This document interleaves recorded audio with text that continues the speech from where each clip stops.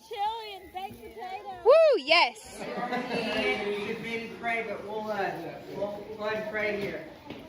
Pastor, can you pray for us here?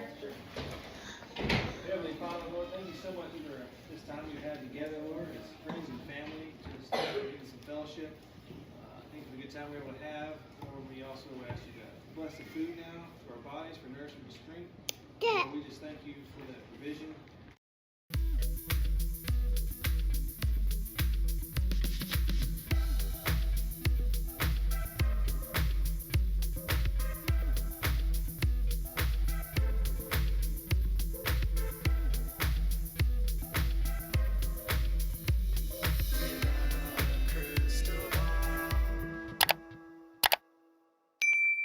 Hey everyone, it's Katie from Without a Crystal Ball. Welcome back to my channel. It is Friday, February 10th, 2023, and I hope you're having a wonderful day.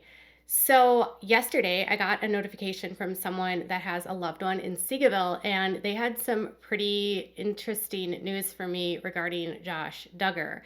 So one of the things that we talked about when he was convicted and sentenced was that a lot of people believed that he wouldn't be able to keep out of trouble while he was there for 12 years. A lot of people suspected that he might run into issues with, having phones, or because he's so into technology and he has an obsession. And so people were like, okay, either something bad is going to happen to him or he's going to get in trouble. Well, apparently, allegedly, Josh Duggar got into trouble and he got caught with a cell phone, and could be facing more time behind bars. So let's dive into this allegation that came from a loved one from Seagaville. Actually, multiple people have confirmed this to me, that he is placed in a special housing unit, and it all comes down to a phone. So can you do me a big favor and give this video a thumbs up? Also, please subscribe to my channel if you've not yet subscribed, and turn the notifications on so you know when I go live or new content loads. Also, make sure to leave a comment if you have something to say, and as always, share this video with your friends. So yesterday, I think I've been talking to you quite a bit about Josh and all these different people that have been talking to me that have loved ones at Seagaville. So the last few weeks, I was able to share with you that Anna visited Josh, and she was actually there with her kids at the end of December. And then I also was able to tell you that a couple weeks ago, Anna was there with her sister Priscilla, and there was like this big dispute and sort of this argument that took place at the facility, and Anna and Josh and Priscilla were like all like lovey-dovey and getting pictures, and the whole thing was just weird after they had this really tense thing in December.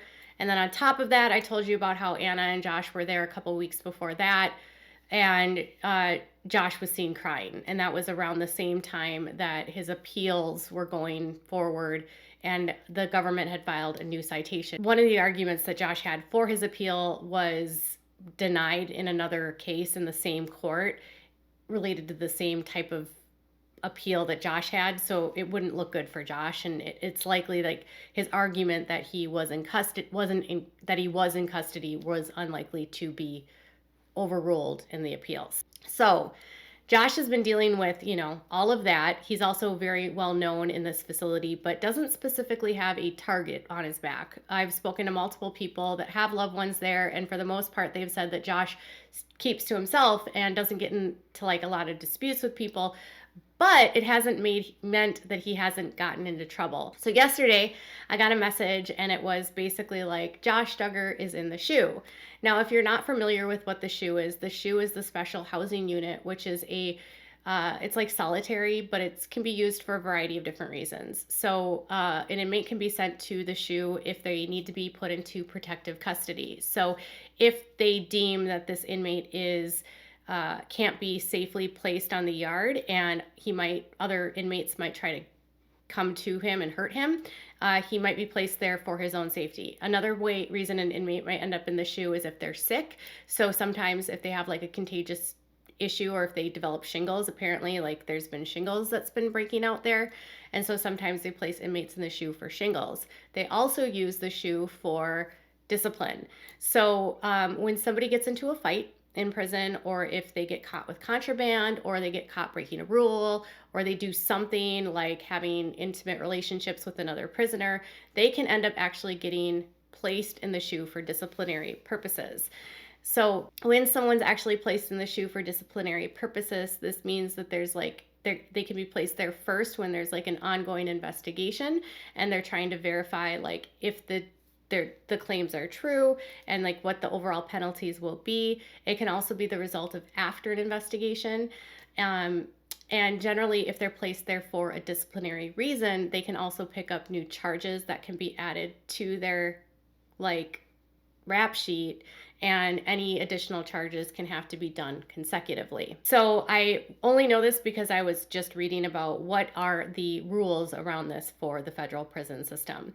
So one of the biggest problems in the federal system is that phones. So contraband in prisons is not uncommon. Like everyone knows that there's always things that you can find. You can find any kind of pharmaceutical that you want. You can usually find any kind of street narcotic that you want. There's all kinds of different things in a black market that they sell things in the system to other inmates. So apparently the source said that Josh Duggar was allegedly caught with a phone.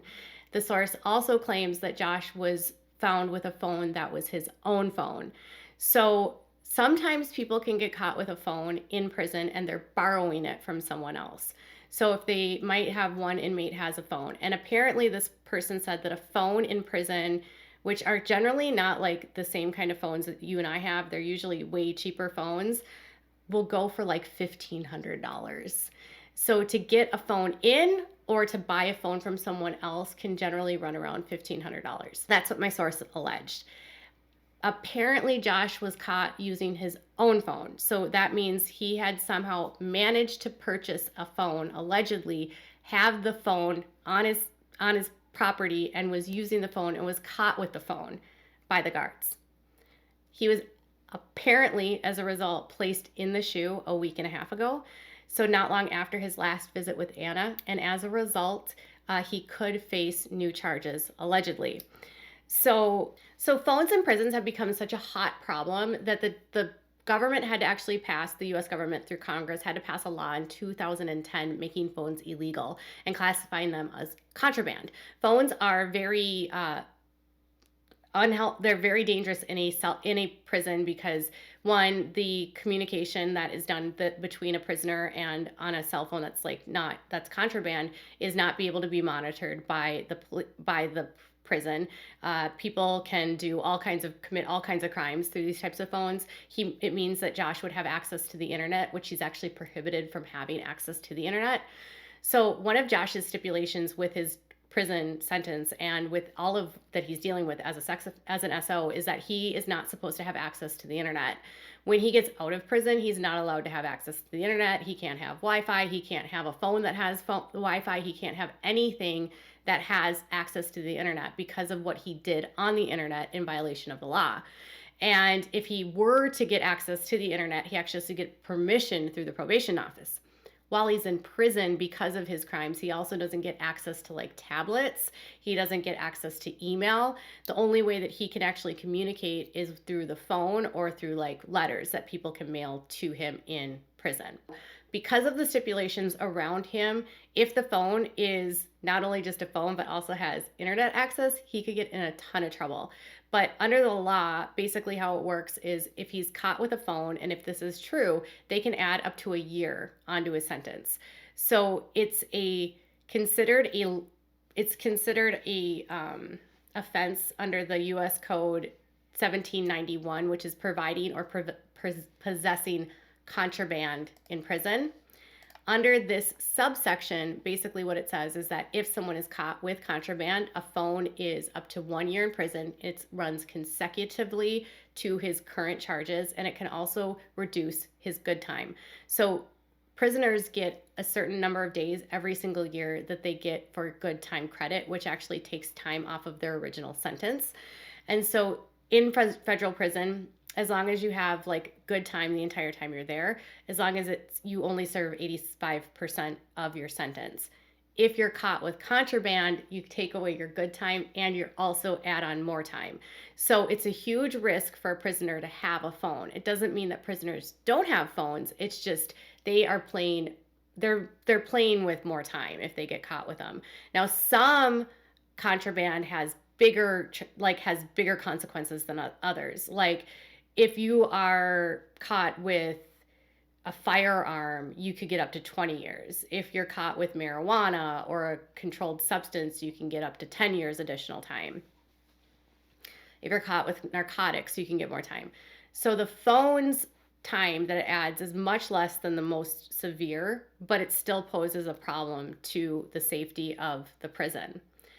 So he's currently been in the SHU allegedly for about a week, and it's due to him being caught with a phone.